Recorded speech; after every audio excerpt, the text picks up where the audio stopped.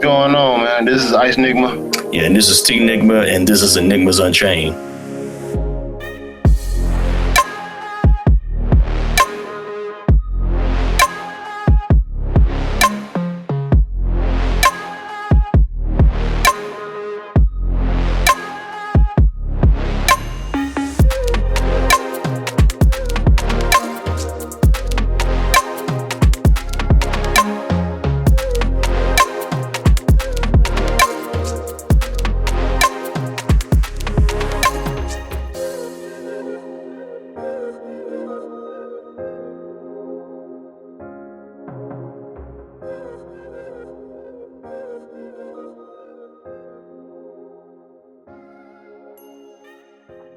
On that note, think about Game Pass, right?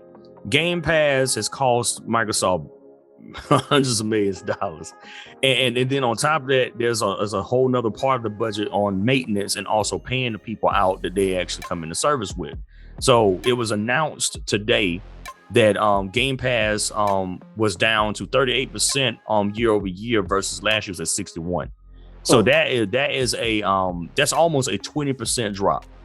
Okay, almost a 20% drop on profitability for Game Pass. Now next year we get there, and I told Bobby and Matt we'll revisit this after Halo's drop because I think that some people are probably just holding out for Halo. But even then, so did y'all know Lunchables was giving away 3 months to get on Game Pass free? Yeah. See, God dang it! And I was telling people at work, I was saying, look, y'all may call me whatever you want to call me. But, you know, in terms of this, I'm a prophet. I told him that this thing is unsustainable. It just don't work. It's like, oh, you shouldn't worry about Microsoft money, yada, yada, yada. Yeah, I'm worried about Microsoft money. I got 5 shares in that, man. You know how much money that is? That's my money I'm worried about, right? And so the thing about Game Pass is what they're trying to do is they are trying to say, okay, before I kind of get crazy, let me dial it back a little bit. So what they're trying to do is they're trying to get you locked into the ecosystem. Yep. They're trying to create a scenario where you can't live without Game Pass. But what Game Pass is literally doing is devaluing games, and it's devaluing Game Pass. And it's devaluing game consoles too. It's devaluing consoles. So if you analyze it like this, right? Okay, I got 2 years of Game Pass for $1. I found a way to work my way around the system. I get another 6 months for $1. So I found a way to pause for a moment, Matt. This is actually fact, people. Like they were giving away stackable 1 year subscriptions to Game Pass for $1. All of that, like I think it was like probably beginning of 2019, beginning of 2020. They were giving them away for a full year. You pay $1, and I know people who paid $5 and got 5 years of Game Pass. It doesn't make sense. Yeah, and that's it. So you devalue Game Pass already by giving away for nothing instead of letting people buying it. I'm not saying you should give people a deal to entice them to come into the ecosystem, but the thing about it is you got to do it in a smarter way that breeds value. Yeah. So the other issue why Game Pass is devaluing games, Namco Bandai had to come out and say, "Hey, Tales of Arise will not be on Game Pass Day 1." Okay, absolutely. And so, then here's the other mistake, right? Yeah. Scarlet Nexus just came out not too long ago. It's now free on Game Pass. Yeah. So why in the world would I buy another Namco Bandai game at launch? Exactly. When I know if I wait 3 months, you put it on Game Pass. No, I'm sorry. Go ahead, bro. Go ahead, man. It's no point. And like, okay, so if I look at, and then the other issue too, if I look at Back for Blood, if I look at, what was the other game? The Ascent, and it was Hades, right? Yeah, Hades. Yeah. I have no reason whatsoever to buy your game on PlayStation, right? Yeah. And I also have no desire to buy your game or even download it on Game Pass because it's devalued. Well, I can wait 100 years to play it. It's no rush for me to play the game. Why would I be? So I'll just wait till later.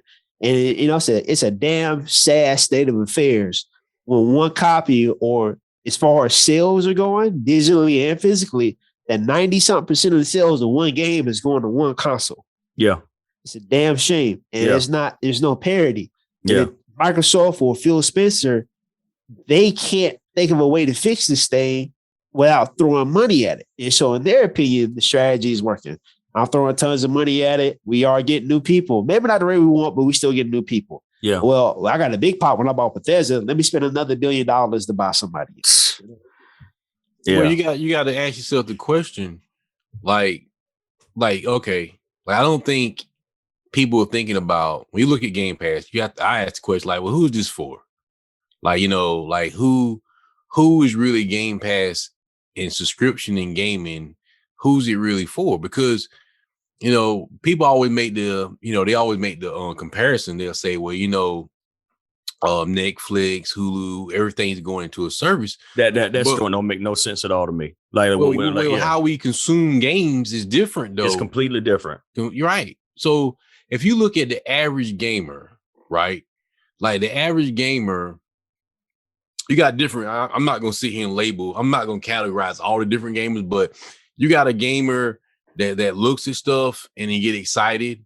Yeah. And they say like Elden Ring comes out in February. Yeah. You know what I'm saying? And the new Destiny DLC and I'm trying to think, Dying Light comes out, Saints Row. Mm-hmm. So you got that type of gamer. Call of Duty's coming out November 5th. Battlefield 2 weeks later. Pokemon's coming out. Yeah. So it's the new thing. Yeah. So you got that gamer. And then you have a gamer that's more like could be the same gamer, but like a hobby gamer. Because now when you play games like COD, Warzone, Apex Legends, Destiny, Final Fantasy 14, like those games basically that's a commitment. Yeah. Those are committed gamers. Like you literally can sit here and play those MMO type grind games for like 8 hours a day. Mm. And if you jump the battle royale and multiplayer games, it takes a lot of practice when everybody's practicing 8 hours a day. Yeah. So then I heard a lot of people say with Game Pass, the kids, but the kids don't play. They don't play abroad. Like, so the kids, like, why would you think about it like this? So Phil Spencer would say Game Pass is $10, $15 a month. Now, little Billy would say, well, all my games are free to play anyway. So why would I give you $15? Exactly. Roblox is free. Fortnite is already free. Apex Legends is already free. Like I already have the ultimate gaming experience because all my games are free to play. And what makes it worse? They have the ultimate game experience for them for $10 a month because if Fortnite does a season, it's just $10 a month. Right. That's what I'm saying. So yeah. Like it's like they don't need you. Right. So since you asked that question, Stills, who is Game Pass for? And Matt, you jumping because I'm stumped.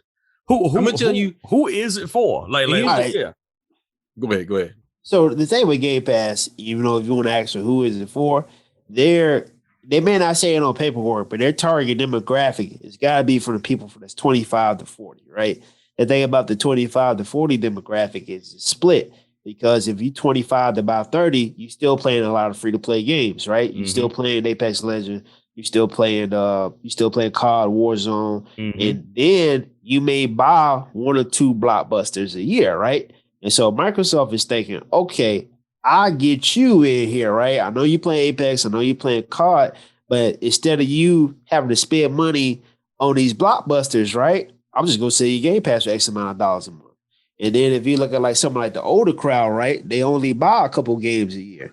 And so they're thinking, all right, so I got you, you give me $60 or $120 for Game Pass. Instead of you buying 4 games, you'll be able to play hundreds of games. Mm-hmm. But the core issue is that people don't play as many games as they think people play. Exactly. They don't play 100 games, right? Because it's not what it used to be. Everybody used to rag on, oh man, this game's only 8-10 hours. But you can beat a bunch of 8 to 10 hour games. Yep. Now with every game requiring 50-60 hours to beat, you're not plowing through that many. Now if you're 25 to 40, you're working 40 hours a week. You probably got a wife, girlfriend, boyfriend, or something like that. Probably got a dog, probably got a kid. You got something that you're doing. Ain't a lot of people that's 25 to 40 sitting on their ass playing every day, right? Yeah. Or if they don't have money like that, they being funded by somebody else. So that if they are, it's few and far between. Like there's not many folk that's built like that. Yeah. Trust me when I tell you, because some y'all, hey, we all been in relationships. Ain't no way, or in one right now. Ain't no way in hell you go play 8 hours a day, go to work, and spend time with your lady, ain't no way, bro. She'll kill you. She'll kill No, you. that's what I'm saying. Like, I can't even watch football sometimes. That's what I'm saying. Like, if you watch it and look at it, they'll tell you, subscribe to Game Pass or subscribe to PlayStation Now. Let's just be fair, Yep. And it's over 500 games. Yeah, over 1,000 games. That's not attractive to me, man. But you gotta think about it. If you look at me, right, and I'm trying to look at my catalog. I bought Metroid, Tales of Arise. It was something else that came out. Lost Judgment, and I was just finishing up Ghost. Yeah.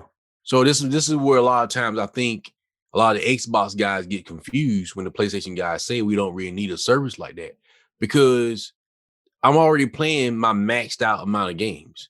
So it sounds nice that somebody comes in and says, well, Back for Blood is free. You know what I'm saying? But can you really play the game? Yeah.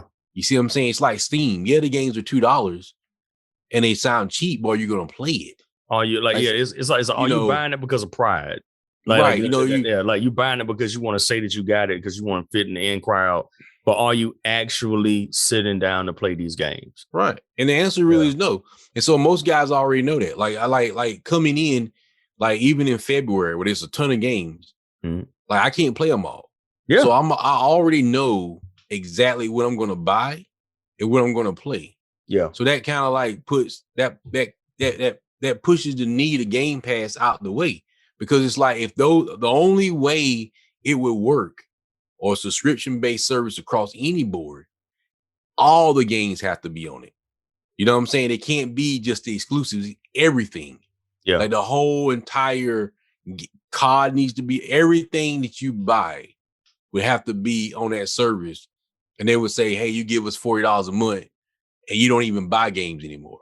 Yeah. I mean, I think, and as crazy as this might sound, I think that model is a better model, because then at least especially for a person that knows they're going to be getting those joints every single month for like $60 to $180 to $300 a month, they're already going to be paying to get the brand new games. If I'm saying all of them are there, so like every single doggone game is there, you save lots of dough if you do it that route. Now, but then you go to like us.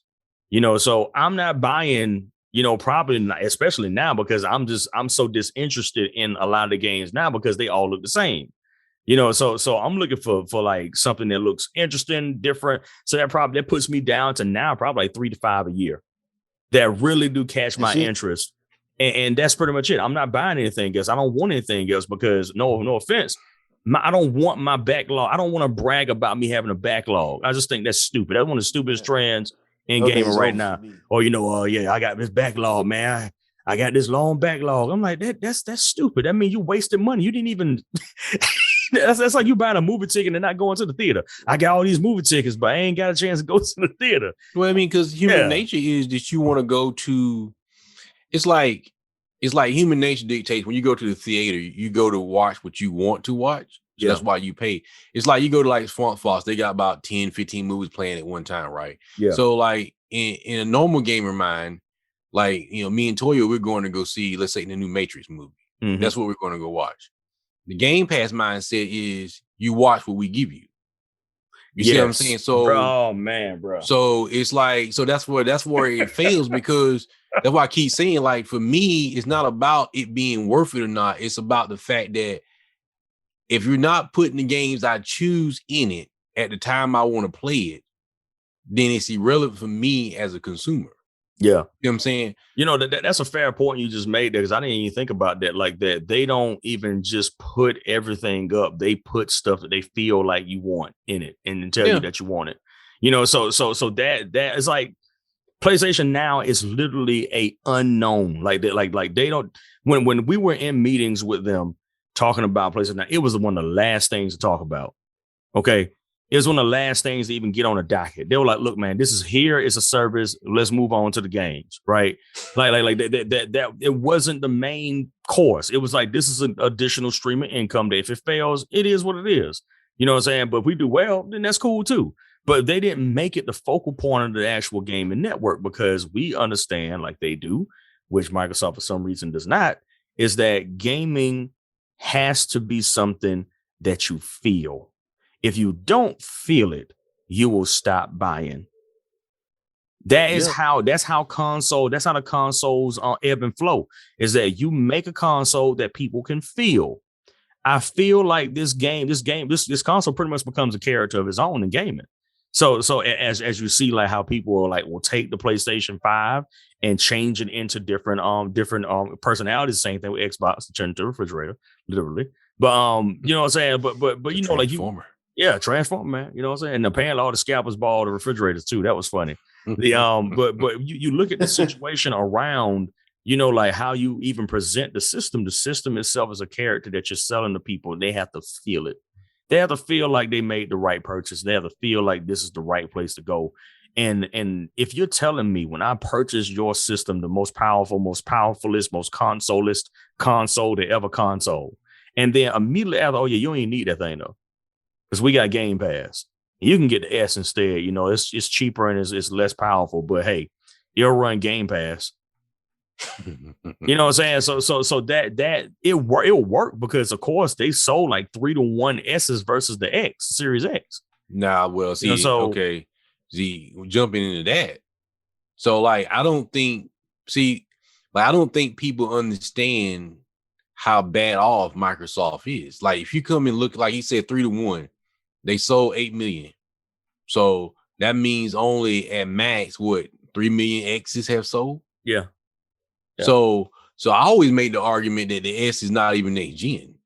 It's not, because Sony couldn't get away with just putting a faster hard drive in it in the PlayStation 4 Pro. Yep. And call it a PS5 like it's next gen because right. Yep.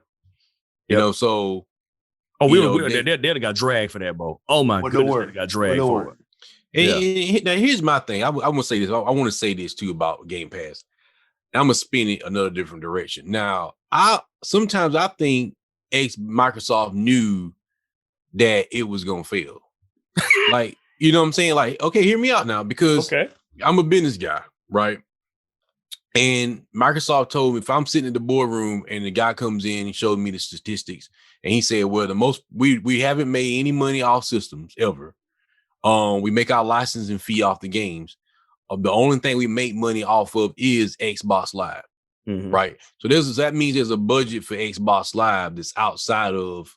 Well, there's a budget for the console, there's a budget for live, and there's a budget for games, right? And so, you know, so that Microsoft as a company cuts a big check, and then the check is split to handle, you know, those different fractions. So if I'm a guy and I'm saying, well, we make all our profit for the majority part is Xbox Live, then I want to double the price.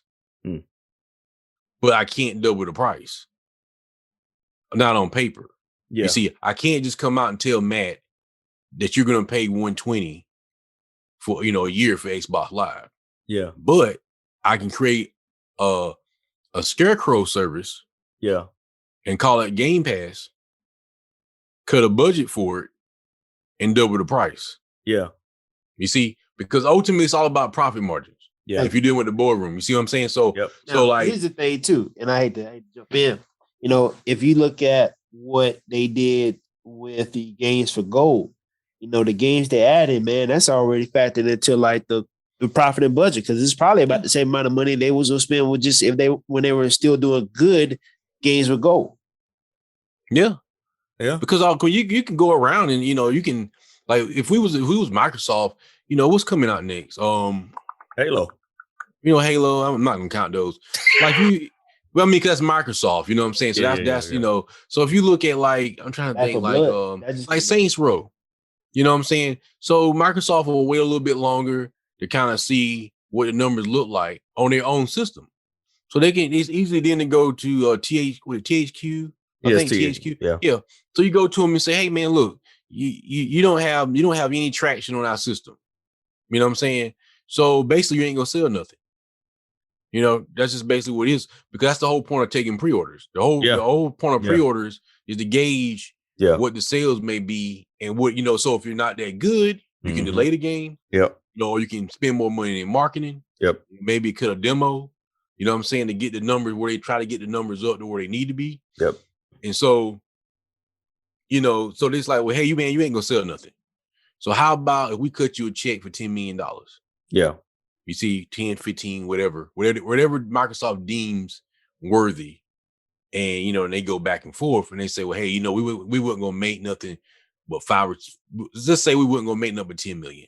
Yeah. Microsoft said, we'll give you 20 million. Yeah. So, I mean, why not? Yeah. You see what I'm saying? And all that budget does is come out of whatever the budget Microsoft gave them as a collective for that thing. So they may have, let's say, $200 million to spend. Mm-hmm. You know what I'm saying? So that's how they entice you. Because Phil Spencer already said you get one game per quarter. Yep.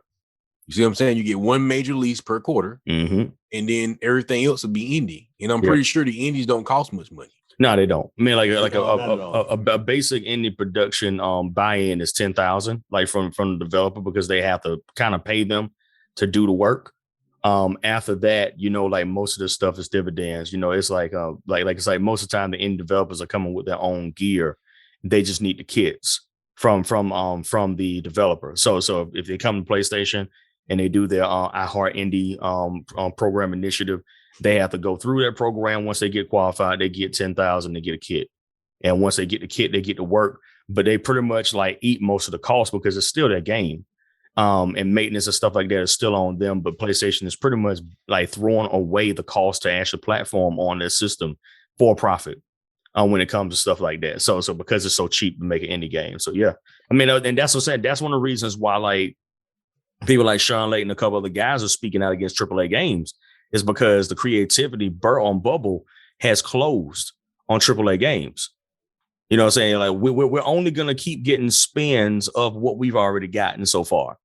The while indies is like let's talk about Kena for a quick second. I'm saying like Kena is an indie pretty much inspired game, and it is freaking great. And it's different. You know what I'm saying? And that's what I was. I just want to play something that's different, but it's fun, has a good story. Don't have to go too deep, but the story goes just enough, like Metroid Dread does in the same sense. You know what I'm saying? Like, it's good enough for you to catch it, and you're like, all right, cool. I get what's going on. Give me these powers. Let's go ahead and figure this out. $40 game, and it did pretty well. You know what I'm saying? Like, you match that up against like another blockbuster game that's gonna be like $70. You know what I'm saying, to buy. And even if I go to Halo Infinite, you know what I'm saying? Like that game is going to be $60 or you buy it on Game Pass, right? You're just buying manufactured cheese. It's the same thing. There's no variance. There's no innovation. There's none of that. So when you stop innovating, honestly, to me, the point that you stop innovating is the point that you die. And that's the reason why, like I was like just processing like what the world of future gaming is going to look like, because we're starting to see innovation in gaming coming to a screeching halt where it's just going to become graphics and an empty shell. You know, so and that's at least what I'm feeling right now. Like, it feels like we're going to get, like, I've been telling people this entire time. I said, look, graphics now is standard issue. Okay. That's not the objective aim for a game or quality. You should already have that figured out. Now, what you need to do is figure out how we play this game differently. That should be something that you focus on. How in the world can I play this game differently from what people have already played? Kena gave you a staff that turns into a bow and arrow. That I ain't gonna spoil beyond that. But there's so many different applications to this thing that she's been given that you like, yo, I didn't think I could do this. So when you're playing a game, it plays so different because then you got a whole nother dynamic with the rod that you can control, and you do all these. You're like, it's so dynamically different. So you want to play it again. Even after you beat, because there's so many parts of the world too. While you give me Last of Us 2, graphically beautiful, but it's empty. You know, you play it once and it's like, okay, all right, thank you. Well, see, that's it. That's the like you said. What's the problem going forward? And the real problem is, you know, there's fear. I hate to bring up another Doom reference. God dang, but I feel like I've been. Look, man, I done read 4 to 6 books. I done watched the old movie, and this has been my whole 2 months. But, you know, Paul Atreides said, look, stagnation, you know, there was a point where he was saying, why can't the members of the Spacing Guild stop me? Because to go where I go, or to stop me, you have to go in a place where there's a chance of failure, that you could lose everything. Yeah. But you're too afraid to go to that point.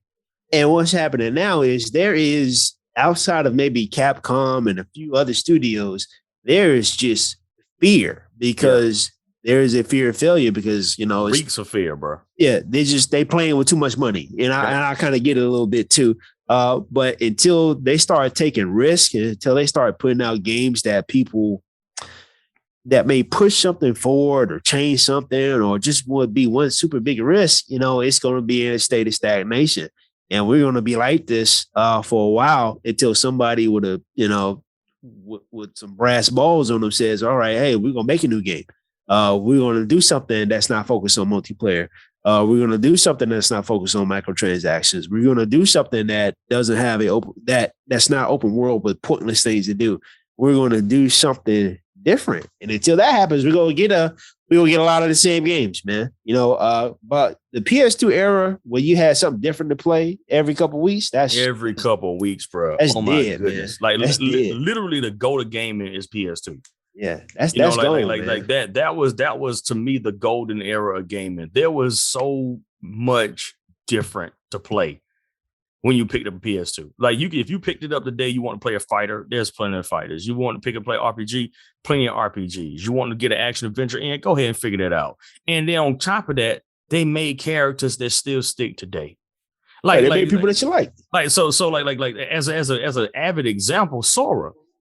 You know, with Kingdom Hearts. That's PS2. You know what I'm saying? So look at what Sora has accomplished in 20 years. It has grown men crying because he's on Smash Brothers, right? You know what I'm saying? I mean, I'm talking people are literally, I watch reaction videos where grown men are crying into their own lap. That's a timeless character. I mean, I'm not a fan of Kingdom Hearts. Please don't hate me. I really don't like Kingdom Hearts. You know, but I understand why people love the game, and I'm not gonna come against that. But that character is timeless. Yeah, I think honestly, you know, I think this is gonna sound bad, but you know, the American was kind of out of gaming after Atari for a while. Like, you know, if you go into history and look at like, okay, you Americans have a big presence in gaming. They come in with Atari and stuff, and then they have they crash, and then they kind of exit. And then you kind of, you know, you get Nintendo and you get Sega, and then you kind of have this situation where it's real Asian influenced. Yeah. And then, you know, you go for years. we're talking about all the way up to the Dreamcast. You know what I'm saying? Until we got something where America steps back in a very influential way. You know, with the Xbox. And then you get, you know, Halo, Fable, and some games like that. Elder Scrolls. Elder Scrolls, right? There's Morrowind, right? And stuff like that. And they kind of like, hey, we're back. We're trying to be back. And then the 360 kind of put them back on the map. And they did, you know, and I'm not lying, they did pretty good for about 3 or 4 years. But then money sabotaged American gaming. You know, when they saw how much money you can make off COD. You know, once they saw how much money they can make just off multiplayer and stuff, then they kind of like, that's when you started. Because you think a lot of people don't realize, like, you know, you had like Last Remnant, Infinite Discovery, Tales of Vesperia, Star Ocean was exclusive, Blue Dragon, Lost Odyssey. Like, them all JRPGs. And all of them joints of fire. Right. All of them, like, not Carter. All of them, you know what I'm saying? Man. Right. And, you know, then you put in Alan Wake, Fable. So you like, darn, that's a whole different type of Xbox. Like, you know, and you fast forward, you know, and it's not like that anymore. So when you look at an Xbox and not just the system, when you look at the system and you kind of look at what's being played on it, you know, there's really no room for anything in this story. Yeah, but there's a reason why Scarlet Nexus went free, because I mean, Bandai just knew, like what I'm saying, like it makes sense. Not gonna sell. Yeah, it's not gonna sell. We're not just gonna sell anything there. Yeah, facts. You know what I'm saying? So if Microsoft wants to come cut a check for 10, 20 million, I mean, why not just take the money? Yeah. Because I mean, at least it covers. It gives them something. Right. It gives them something. You know, so on that same point, thinking about how kind of like how Microsoft and even PlayStation in this particular regard have programmed their gamers to think a particular way. So like with Xbox, they program their gamers to only consider like mostly multiplayer games as the viable option, as the only place to actually find like a form of satisfaction because your homies and them can all jump in. While on PlayStation side, they're like, look, we're gonna give you a cinematic experience, and then you can wait on those for like 3 to 4 years, like literally. If you really look at like the head count for most of the AAA games, it's usually a 3 to 4 year head count. Like before you get a new one of that same franchise. So like Horizon Zero Dawn 2017, it'll be 2022 when that's 5 years. God of War came out in 2018. It'll be 2022 by the time we get this new. That's 4 years. So I'm not making this up. Like for folk that's like, no, he coming to use PlayStation. I'm just telling you the truth. They programmed you to be patient. Microsoft programmed their people to want to only game online. Like online gaming is the lifeblood of Microsoft for that reason. Nintendo has done this very interesting dynamic where they program their gamers to be open. I still don't understand it, bro. I've been trying to figure it out. I'm like, what is y'all sales strategy? It's very Asian. It's like I always use Final Fantasy 14, for example. Like if you ever play that game, you ever notice how it's like they don't care about you in a way? Yeah, for real. Like the game came out on the PS3, right? Yep. And so it's been through the PS3, PS4, PS5. So we're talking about 2 years between each DLC. So we're talking about Realm Reborn. That's 2 years.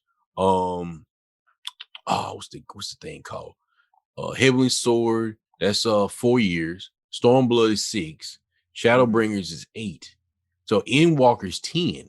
10 years. Goodness. So you got 8 years. You got 8 years of content right now, and you're gonna go through all of it. You're not. There's no. You see what I'm saying? Like there's no. You're gonna buy the game. You're gonna pay the money for the game. You got to pay for all these and the subscription. No skipping. Right, and you're gonna play through the whole game. Yeah. And that's what you can endure it. Yeah. If you can't endure it, then hey, maybe 14 ain't for you. Mm-hmm. Yep. That's Nintendo. Like, you don't like Xenoblade Chronicles? Hey, fine. Like Astro Train? Nah. Mm-hmm. Like Metroid?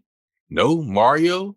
Like, if you don't, then hey, maybe the Switch ain't for you. Mm-hmm. And that's why we didn't get a Switch Pro. Like everybody keeps saying, like, oh, well, Nintendo needs a more powerful Switch. And then when you really think about it, like, for what? Like, cause they're not selling it. They're not selling it. They're not selling that. They're not selling it. Thank you. You know what I'm saying? They're selling the games. They're selling the selling games. You another handheld where you can play GTA 5 some more or a card. They're selling you like, hey, you play Metroid on the Switch. Here's some games. You play Xenoblade Chronicles on the Switch.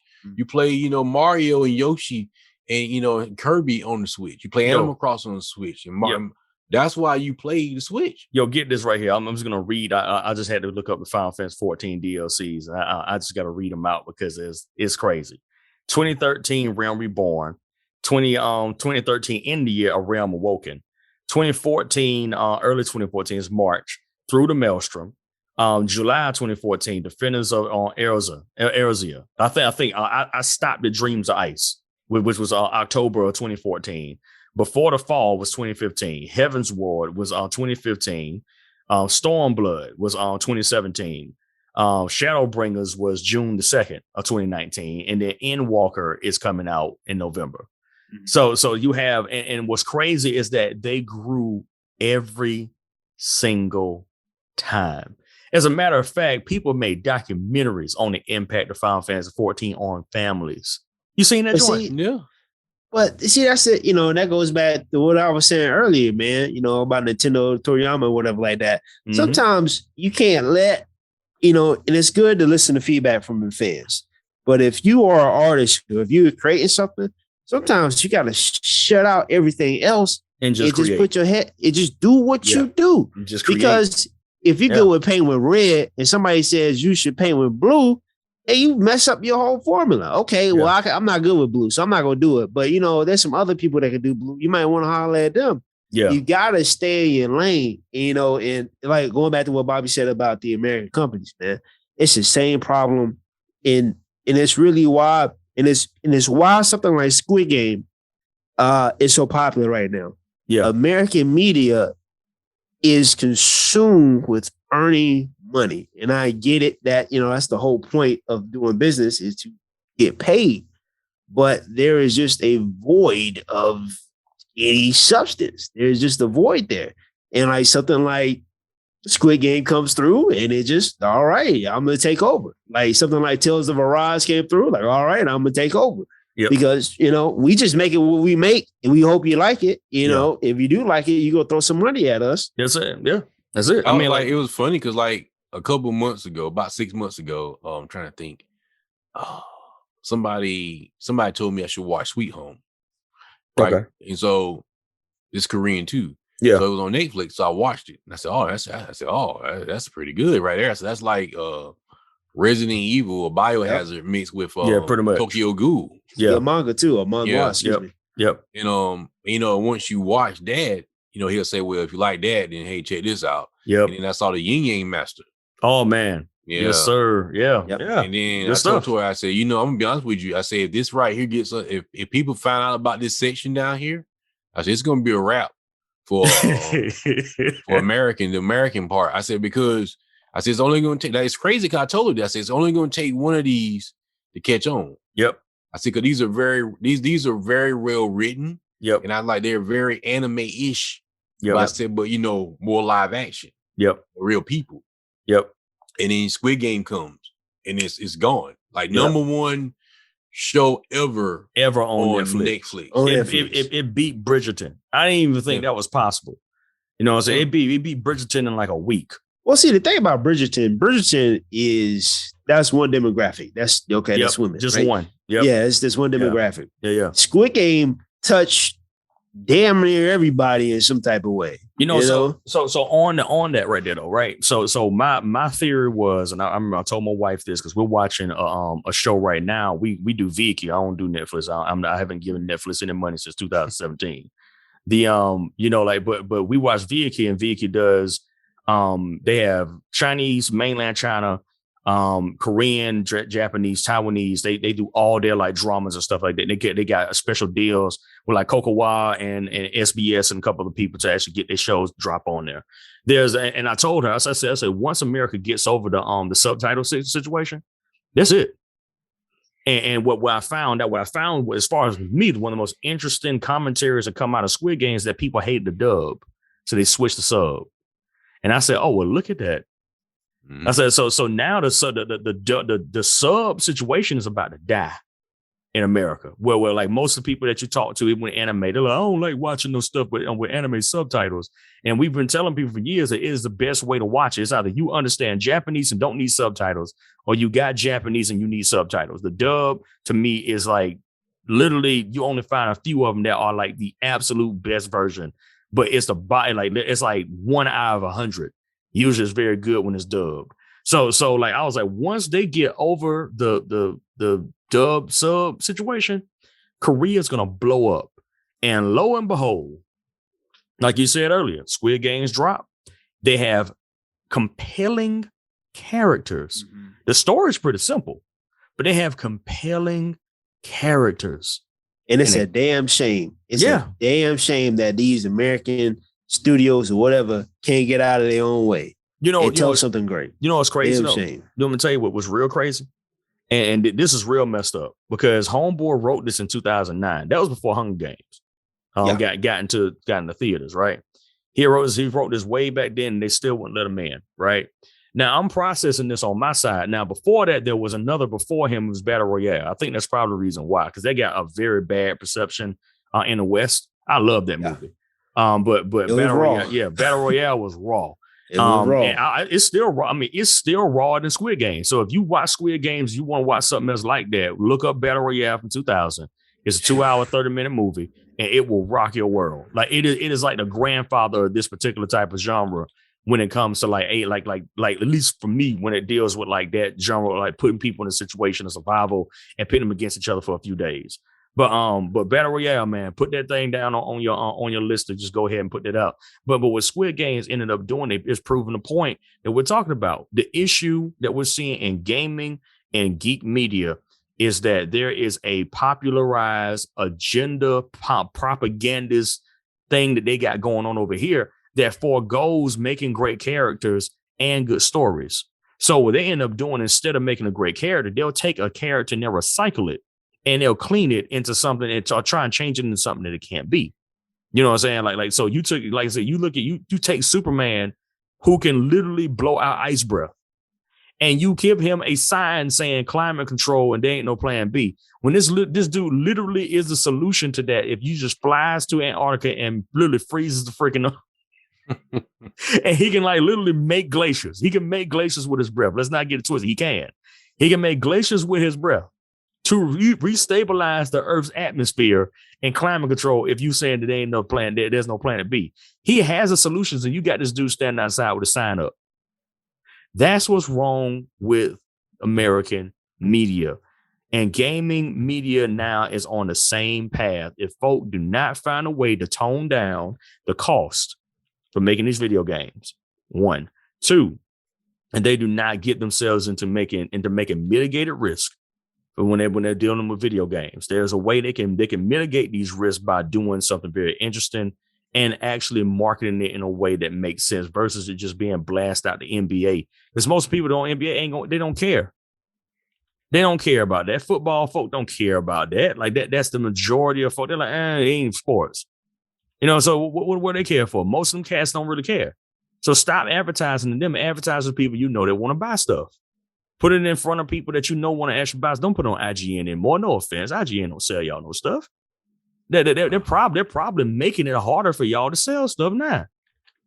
You know what I'm saying? So like there's gonna have to be a strategy set by the developer and the writer of the game, by the person who's publishing the game, and then by the marketing media that is determined to do something utterly different from what we got right now. Because if we keep getting these politicized marketing games, video games is gonna go the same way that we're seeing American comic books go to something like just one manga, where one manga is making like 2 to 3 times the amount of an entire industry. You see, the thing about it is, and I want to say this before we wrap up, we talking about politicized, I believe if we want to put these things in here, let's at least make it make sense, right? Yeah. So about yes. At least, okay. So for instance, I want to have a gay character, or I want to have a character who's a straight, non-binary, whatever you want to say. I want to have that character in my form of media. Well, how about you give Superman's son PTSD or something like that, because he had to deal with some trauma probably inflicted on him by being his father's son, which is probably the most massive burden that you can think of. Imagine being the son of Superman and you got to carry that mantle. And crazy then stuff, right? So he leaves in a comic book and you're left with this dude. And there is no semblance of him even like thinking about the weight of that responsibility. Everybody just pats him on the back and says, "Oh, you're the best Superman ever." I'm like, yo. Why can't that dude be like, well, I don't say dude, that's wrong to say it. Well, okay, boom. So I got this character, right? So maybe he's not sure what he is, right? Mm-hmm. As far as terms of his sexuality. But he meets this person and this person helps him cope, and he forms a sort of dependency upon this person. Mm-hmm. And boom, okay, that's a smart way to get that in there. Okay, so we talking about climate change, right? We talking about the actions that human beings can take to solve the climate crisis. How come a villain can't put some type of thing in motion that maybe a kryptonite storm, I don't know, something that he can't deal with, and then you have a smart solution to the problem where only human beings have the ability to do something about it. Mm. If you're going to do it, do it in a way that makes sense. Do it in a way that makes sense. If you want to talk about racial issues and stuff like that, if you want to talk about the issues that Black people have to face, okay, don't put me in no damn rally. All right. Yeah. I'm sick of that. I'm sick of putting in a rally. How about you make it hard for a Black person to join the Justice League? Yeah. Do it in a way that makes sense. Do it in a way that, I don't know. You can still ground things in realism without using like these shock storytelling elements. Yo, I just got to interrupt you just for a quick moment because like I just thought about what you talked about, like Black folk being in rallies. So the new Static Shock, right? That they dropped in the summertime by Milestone's new Milestone. The original Static Shock actually got his joint from a gang war which was actually more realistic, more grounded. It made more sense. He was just like pretty much caught in the crosshairs of that madness. It was a gang war. They were on the docks, and then like pretty much a shot was fired, things exploded, and gas and all that stuff just pretty much just put out there, right? Do you know how the new static shock got its power? No.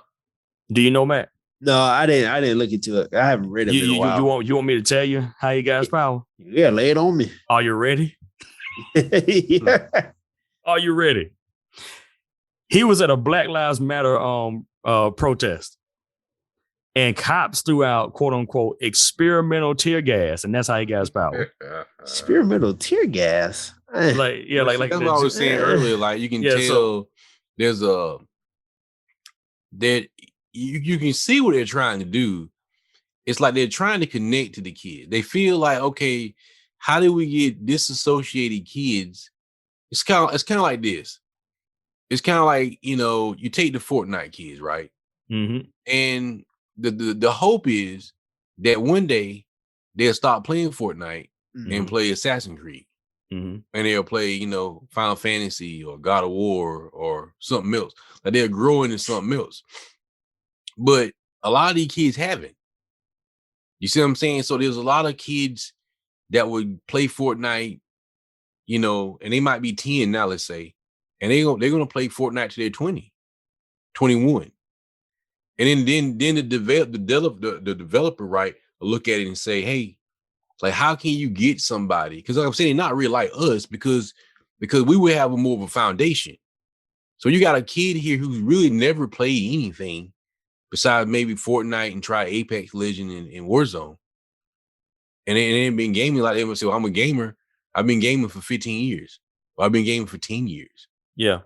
And then the developer said, well, they're not going to relate to anything because they haven't did anything. It's like they're a blank slate for the last 10, 15 years. So we don't know what to do. So then somebody says, well, hey, put Static Shock with the Black Lives Matter movement. That just happened. So maybe something that just not happens connects to them. Yeah. And it's a funny conversation because of that, like, it kind of brings up a conversation about, what happened to American culture. Yeah. Like, screw games and comic books, like, what's going on in the schoolhouses, is people reading, the kids reading books anymore? I don't think they are. I watched a video of this girl. She said she's actually graduated from high school and she's like talking about going to disaccredited college. And your boy was from the streets and he just asked her one question. He said, yo, what's a decade?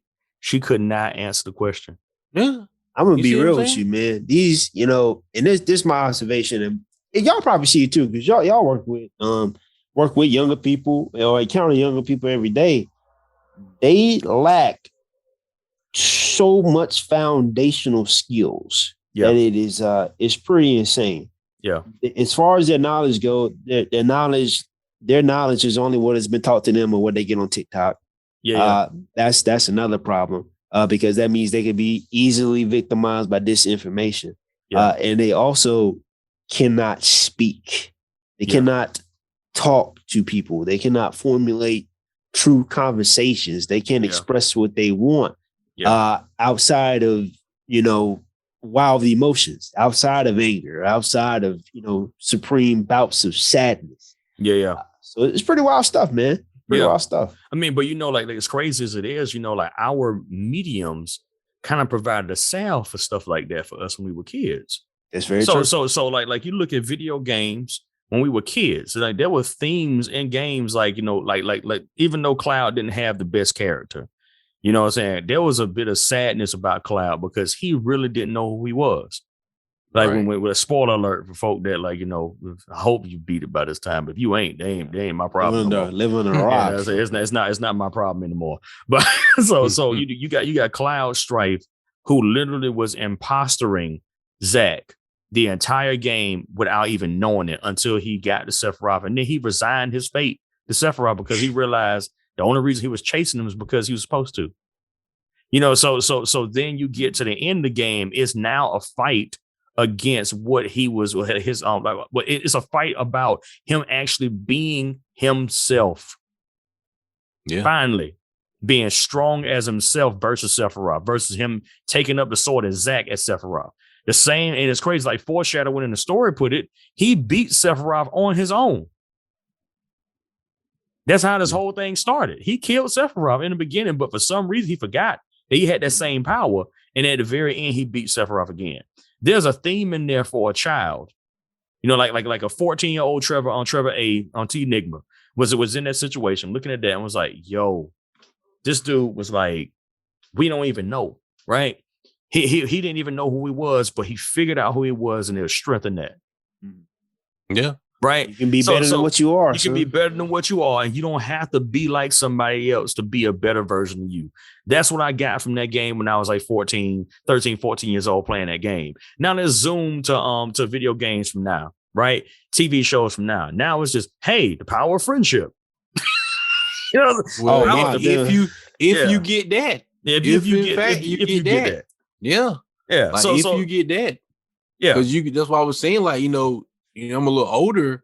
So before there was really games, you know, I was in the library, you know, because back then you had to go to the library. It was a class. Yeah, facts. Absolutely. You know, so I spent a lot of time, you know, Alice in Wonderland, Wizard of Oz, you know what I'm saying? Like just reading fairy tale type stuff. Yeah. In that way.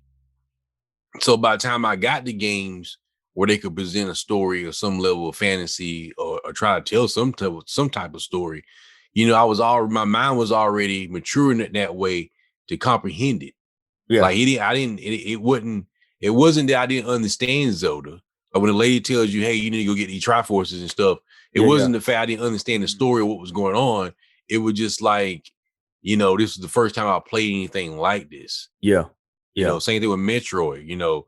So, you know, when you fast forward, you know, it's sometimes it's like I said, like it's a lot of stuff we don't take. It's something I had to read. It's something I had to kind of dwell on. Like, I took myself out the picture. Yeah. And I said, because, and I looked at them, I said, man, these kids don't have a playground.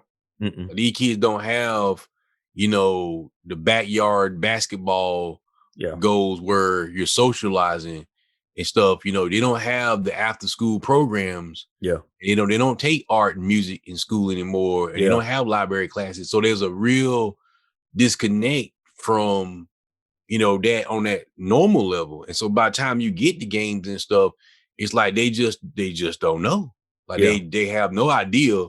And then, you know, then you got older people who, you know, like how you say, make games or write comic books, trying to figure out how to connect to somebody who doesn't, like I said, like if it was just targeting me and you and Matt, it'd be easy. You know, just like me, I watch DC, what's it called? DC fandom. Yeah. You know, I went straight through it. I said, oh yeah, Aquaman looks pretty good. It's gonna be more serious. Yeah. Oh yeah, Black Adam. Oh yeah, here you go. Because I'm already there. I'm already in there, like from childhood. But you know, these guys will look at it and you know, and that was one of my bigger arguments about Injustice. Like I like it's cool, I like it, but it's a Batman game. It is. That comes from the idea that most of the youth don't know anything outside of Batman. Yeah. Batman, Batman is the anchor for a lot of kids for this generation. That Iron Man, Tony Stark from the movies was the anchor on the Marvel side. So when a person like me steps up and say, yeah, Iron Man's a C-level character in Marvel, it's like blasphemy. They're like, no. What are you talking about? Like, what are you talking about? Iron Man, Tony Stark's one of the most important. Like, he's not. Like literally in the comics while I was growing up, this dude was a drunk alcoholic bum for like 20 years. There was nothing you could look for. Bad heart. With a bad heart. You know what I'm saying? So then on top of that, you get to the 2000s, he got extremists, and that meant that he could be infected because he was a computer. So there is no use for this man. We already had Dr. Doom, who was like infinitely smarter than Tony Stark. Reed Richards, who was infinitely smarter than Tony Stark. T'Challa, written originally, is infinitely smarter than Tony Stark. Shuri in the comic books was not smarter than Tony Stark. We ain't getting that right now. Oh Lord, I got a bone. I got a bone to pick with. We ain't gonna get. We'll do another one for that. For how they be changing these characters over.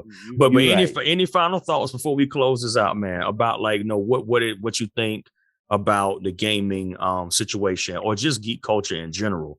You know, like in going forward and doing innovation, like what do you think needs to be done? Two things that you think that needs to be done, and we'll close.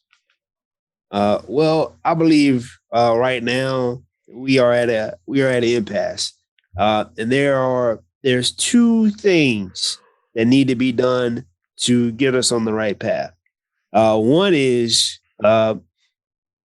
the Asian market has to save us. They got to show us how to do it. You know, if they basically had to show us how to build cars. You know, we invented the car, but they had to show us how to build it without tearing up, right? So they got to show us the way, and they have the responsibility because our creators or the people in charge lack the vision to give our youth imagination to build up the next set of creators. Yeah. Right. You know, and because the reason why it's their duty now is because just how much manga is selling. Yeah. The second thing is, you know, to rebuild anything, you must destroy it. So the comments got to fail. The game's got to fail. Now, I don't know what it's going to look like after that, but sometimes you got to build over the rubble. Yeah. And so this stuff is going to have to fail in some way, shape, or form. For the people who are in charge now, they got to see it as financially unsustainable. And that's the only way. Because if you look at the power structure of gaming, the reason why nothing can change is because there's only 5 people with the money. Facts. And the 5 people, four to 5 people think the same way. Or 3 to 5, 3 to 5 think the same way. Yeah. And so that's a really big problem. And like Bobby said earlier, man, if you're not paying attention to the business side of it, man, once you start digging deep, once you start looking at it, it blows your mind, makes you feel sad.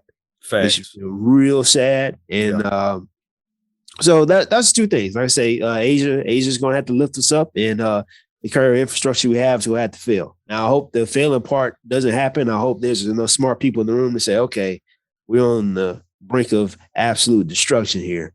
But I don't feel that they are going to do that. I don't feel like that's going to happen.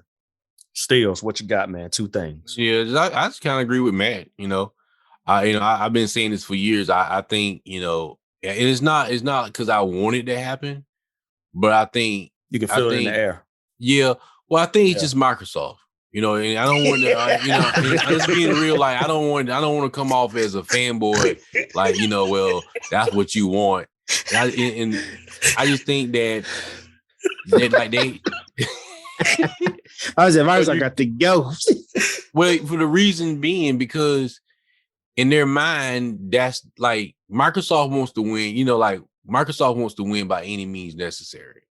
So it's not really about what's best for gaming as much as it's for them, as much about what's best for our investors and our profit margins. Mm-hmm. And that's never going to end well. It's just not. Like, you can just look at anybody that Microsoft has and you can tell, like, they're just suits. Like, they don't really even come across. Like, I was watching an interview last week, and they was talking about Deathloop and our Arcane Studios. And then, one of the guys was like an Xbox guy, and he was like, yeah, I just love Arcane. And then he was like, I played Dishonored so many times, but I couldn't tell you anything about the game. Oh, buddy. And I was just like, wow. It stunned me. What I'm saying? Like, because that's messed up to say that out loud and in public, and you work for somebody. That's jacked up right there. Right. Wow. And he came across like, you could see in his face like he genuinely loved the game. Like, and I was just like, how do you play a slow paced stealth game? You're slow paced. Right. You know what I'm saying? Like, how did you miss the story? Like, I didn't understand. Like, and he said he played it multiple times. I was just like, how is that even possible? Like, oh my goodness. Even if you weren't really paying attention, you would have to get kind of like what's going on in the game. You don't really need to remember everything. Yeah. You kind of say like, oh yeah, I did this and I did that, and I killed these guys. I can't remember their names. But at the end of it, this happens, and you kill this guy, and that's really the base of the story. But he's like, I didn't remember any of it. And I was just like, wow. I just kind of faded. And I was just like, No, this is get what's out wrong. of here. Yeah. Right. This is what's wrong with American gaming. Like, because like how, and he was confident. Like he's somebody that works for a company he's likely getting paid like at least six figures. And he's probably got an opinion in the boardroom. Yeah.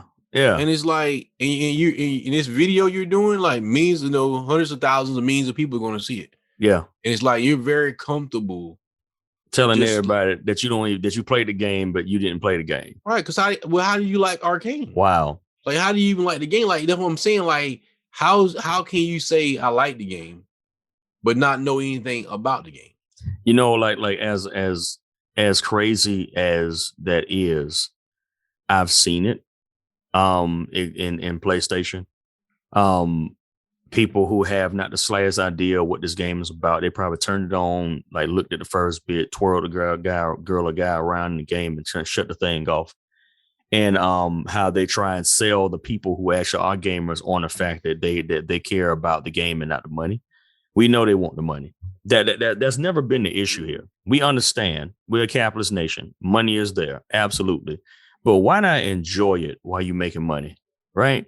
So the thing that I think I already said my two, but just to reiterate, Bobby, did you finish your two? Let me stop. You finished your two? I was, like, well, all I was finna say was go ahead and finish, bro. I'm sorry. Go ahead, man. It's not per se about Microsoft as, like, to all my guys out there and and girls that have an Xbox. It's not about Xbox personally, it's not. So it's more about what they represent. Like, what I'm saying? Where we want to go and where we need to go, it's like Sony and Nintendo need to rule.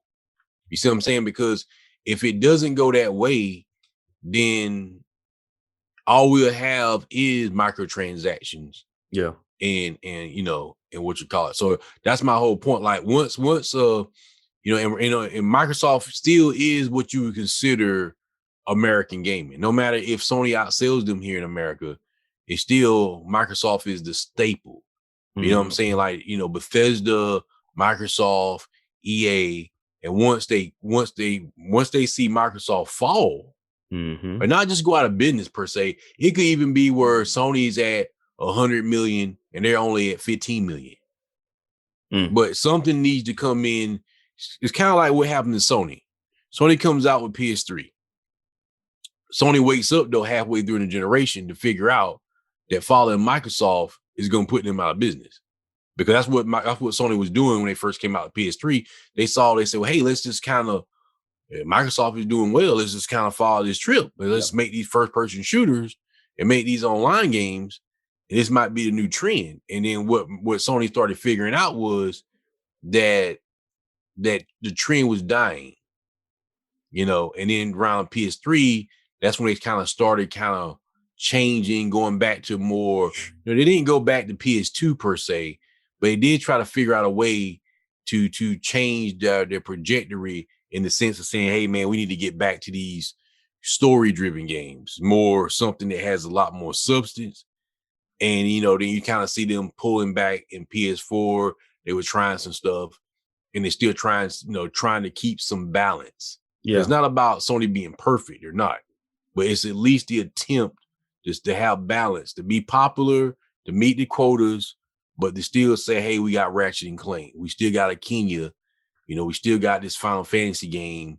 Hey, we still got Ghost of Tsushima. Yeah, you know what I'm saying? Like we know we can do better, but we get you as a gamer, as a fan of the culture, we get you. You know what I'm saying? When you look at Xbox,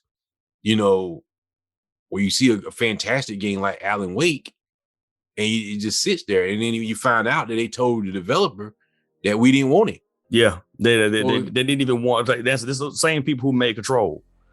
You know what I'm saying? So like, and they're like, nah, we don't need anything like that. So I mean, it's on them. That's on them, man. On that note, and so that's it. But that's what we think about this. I'm hoping that you guys have an opinion of your own. If you do, you can find us on Facebook, Instagram, Twitter, ENigmas UNC. Actually at ENigmas UNC. If you want to look at our website, enigmasunc.com. If you want to email us, info@enigmasunc.com. Go ahead and plug yourself, guys, and we'll be done for this particular episode. All right, your boy Steals Forever, aka the King of Geeks. Definitely check me out on youtube.com/Steals Forever. That'll be STEELZ4EVER, guys. And like I said, I haven't been updating lately, but I will have a major update in the next 2 or 3 weeks.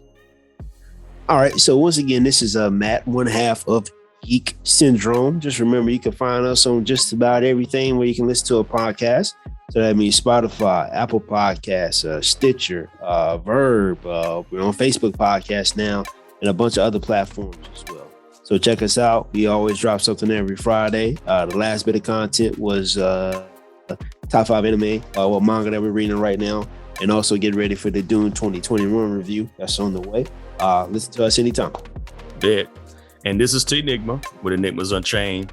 On behalf of my homie The Ice, we gotta say it to you: solve those enigmas. Do not leave them unsolved, and cover up your faces and wash your filthy hands. You know what I'm saying? We're not telling you to get vaccinated. They ain't got nothing to do with us, but still cover up your face. It's flu season. It's flu season, sucker. Cover up your face. You dirty rascals. Yeah, for real. I say, cover up your face and wash your filthy hands. And we out here.